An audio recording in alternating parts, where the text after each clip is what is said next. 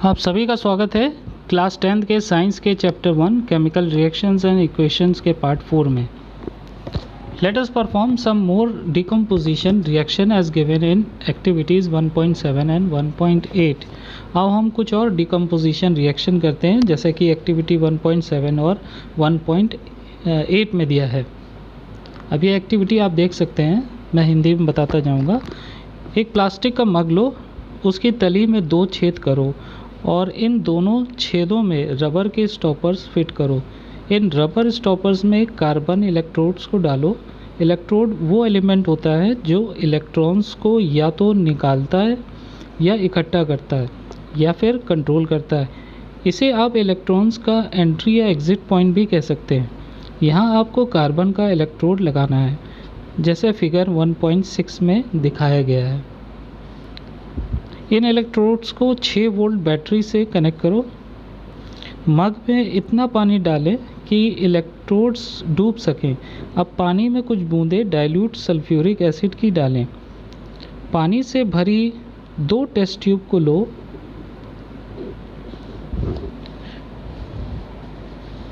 और उल्टा करके दोनों कार्बन इलेक्ट्रोड्स के ऊपर रख दो। अब करंट को स्विच ऑन करो और कुछ समय तक इस एपरेटस को ऐसे ही छोड़ दो। आप दोनों इलेक्ट्रोड्स पर बबल्स बनते हुए देखेंगे। ये बबल्स टेस्ट ट्यूब के अंदर पानी को डिस्प्लेस करते हैं यानी विस्थापित करते हैं या स्थान से हटाते हैं। क्या जमी हुई गैस का वॉल्यूम या आयतन दोनों टेस्ट ट्यूब में बराबर है?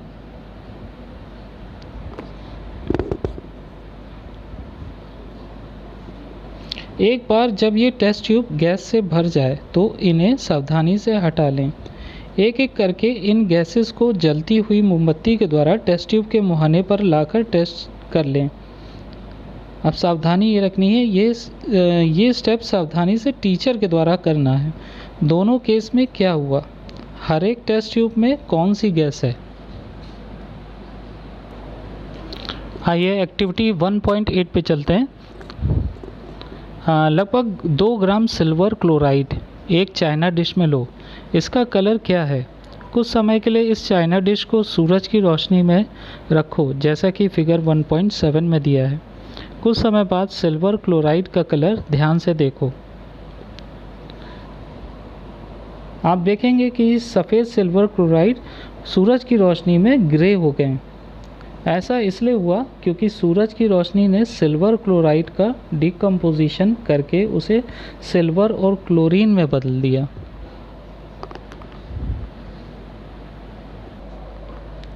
इसी तरह सिल्वर ब्रोमाइड भी व्यवहार करता है।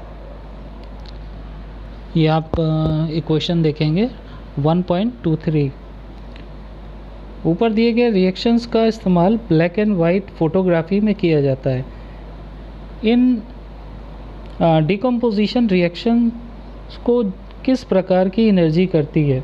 हम देख चुके हैं कि रिएक्टेंट्स को तोड़ने के लिए डिकम्पोजिशन रिएक्शन को हीट, लाइट या इलेक्ट्रिसिटी एनर्जी की आवश्यकता होती है।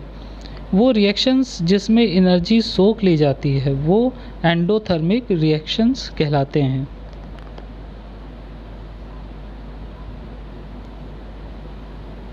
अब देखते हैं डिस्प्लेसमेंट रिएक्शन। अब इसमें भी एक एक्टिविटी है। 3 लोहे की कीलें लो और उन्हें सैंड पेपर से रगड़कर साफ कर लो। ए और बी मार्क की हुई 2 टेस्ट ट्यूब लो। हर एक टेस्ट ट्यूब में लगभग 10 मिलीलीटर कॉपर सल्फेट सॉल्यूशन लो। धागे से 2 लोहे की कीलें बांधकर सावधानी से टेस्ट ट्यूब बी में कॉपर सल्फेट सॉल्यूशन में लगभग 20 मिनट के लिए डुबो दो जैसा कि फिगर 1.8 ए में दिखाया गया। तुलना करने के लिए एक लोहे की कील किनारे रख दो। 20 मिनट बाद की कीलों को कॉपर सल्फेट सॉल्यूशन में से बाहर निकालो। कॉपर सल्फेट सॉल्यूशन के नीले रंग की इंटेंसिटी या तीव्रता की तुलना करें टेस्ट ट्यूब ए और बी में जैसा कि फिगर 1.8 बी में दिया है। बी देखते हैं। ये 1.8b, लोहे की कीलों का रंग जो कॉपर सल्फेट सॉल्यूशन में डूबी थी की तुलना किनारे रखी कील से करें, जैसा फिगर 1.8b में दिखाया है।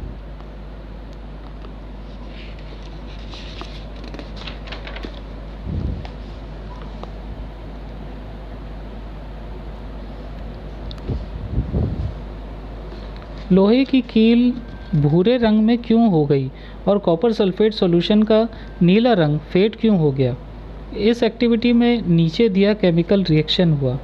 इस रिएक्शन में आयरन ने एक दूसरे एलिमेंट कॉपर को कॉपर सल्फेट सॉल्यूशन से डिस्प्लेस या हटा दिया। ये रिएक्शन डिस्प्लेसमेंट रिएक्शन कहलाता है। डिस्प्लेसमेंट रिएक्शंस के दूसरे एग्जाम्पल नीचे दिए गए हैं, जैसे आप ये देख रहे होंगे इक्वेशन 1.25 और 1.26। जिंक और लेड कॉपर से ज़्यादा रिएक्टिव एलिमेंट है। ये अपने कंपाउंड से कॉपर को डिस्प्लेस करते हैं। अब आता है डबल डिस्प्लेसमेंट रिएक्शन। इसमें भी एक एक्टिविटी दी गई है, एक्टिविटी 1.10। एक टेस्ट ट्यूब में 3 मिलीलीटर सोडियम सल्फेट सॉल्यूशन लो। एक और दूसरे टेस्ट ट्यूब में लगभग 3 मिलीलीटर बेरियम क्लोराइड सॉल्यूशन लो। दोनों सॉल्यूशन को मिक्स कर लो, जैसा फिगर 1.9 में दिखाया है। आपने क्या अवलोकन किया, क्या आपने देखा? आप देखेंगे कि एक सफ़ेद पदार्थ जो पानी में घुल नहीं सकता बन गया है। ये जो घुलनशील पदार्थ बना है ये प्रेसिपिटेट कहलाता है।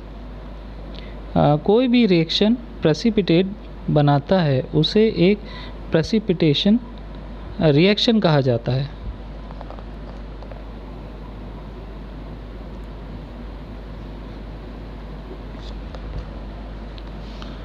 क्या इसका क्या कारण है? ये बेरियम सल्फेट का white precipitate sulphate anion और बेरियम कैट आयन के रिएक्शन से बना है। दूसरा प्रोडक्ट जो बना वो है सोडियम क्लोराइड, जो सॉल्यूशन में ही है।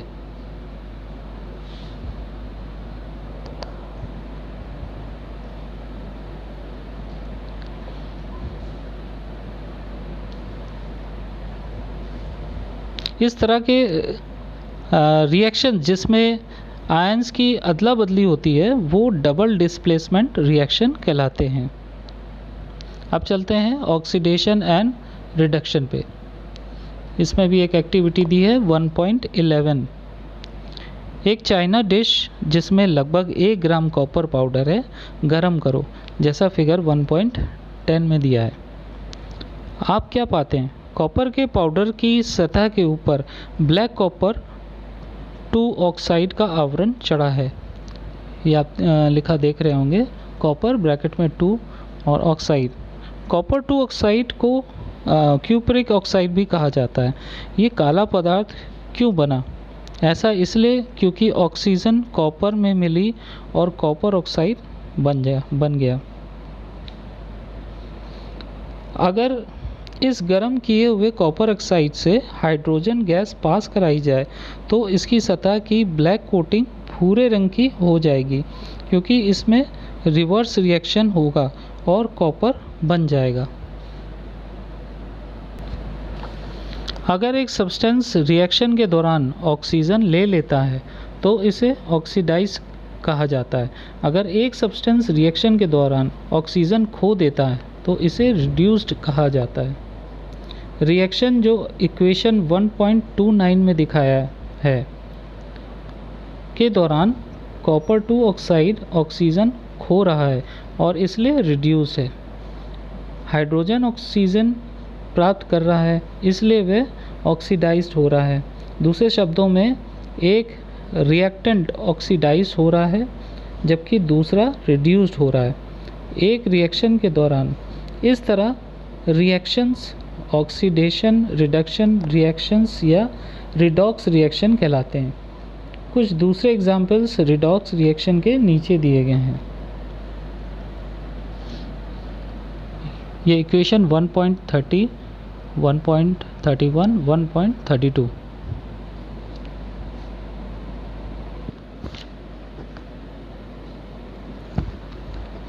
रिएक्शन 1.31 में कार्बन ऑक्साइड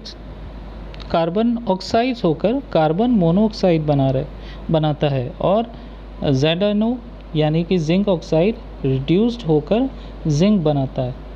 रिएक्शन 1.32 में HCl यानी हाइड्रोक्लोरिक एसिड ऑक्सीडाइज्ड होकर Cl2 यानी कि क्लोरीन बनाता है, जबकि MnO2 यानी कि मैंगनीज डाइऑक्साइड रिड्यूस्ड होकर MnCl2 यानी कि मैंगनीज क्लोराइड बनाता है।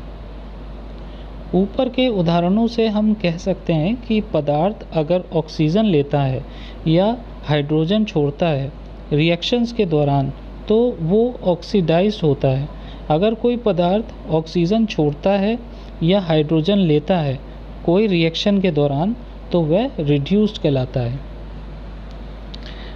क्या आपने ऑक्सीडेशन रिएक्शन का असर रोज़मर्रा की ज़िंदगी में देखा है?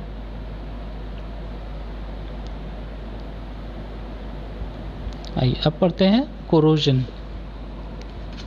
आपने देखा होगा कि लोहे की वस्तुएं जब नई होती हैं तो बहुत चमकदार होती हैं, पर जब कुछ समय के लिए वही वस्तुएं छोड़ दी जाती हैं तो उनके ऊपर लाल और भूरे रंग के पाउडर का आवरण चढ़ जाता है। ये प्रोसेस सामान्यतः रस्टिंग ऑफ आयरन कहलाता है। कुछ और मेटल्स भी इसी तरह धूमिल हो जाते हैं। क्या आपने कॉपर और सिल्वर के ऊपर बनने वाली लेयर के कलर को ध्यान से देखा है? जब एक मेटल के ऊपर कुछ सब्सटेंसेस जैसे मॉइस्चर, एसिड इत्यादि का अटैक होता है तो ये कोरोड कहलाती हैं और इस प्रोसेस को कोरोजन कहते हैं। सिल्वर के ऊपर काली कोटिंग और कॉपर के ऊपर हरी कोटिंग कुछ और उदाहरण हैं कोरोजन के। कोरोजन कार की बॉडी, पुल, लोहे की रेलिंग, जहाज़ों को और उन सभी वस्तुओं को जो मेटल और ख़ास तौर से लोहे से बनी होती हैं को नुकसान पहुंचाता है। लोहे का कोरोजन एक गंभीर समस्या है। हर एक साल लोहे के डैमेज को बदलने के लिए बहुत सारा पैसा खर्च किया जाता है। आप चैप्टर 3 में इसके विषय में और पढ़ेंगे। क्या आपने कभी उस फूड मटेरियल को जिसमें फ़ैट या तेल सम्मिलित होता है और जो लंबे समय के लिए छोड़ दी गई हो सूंघा या चखा है?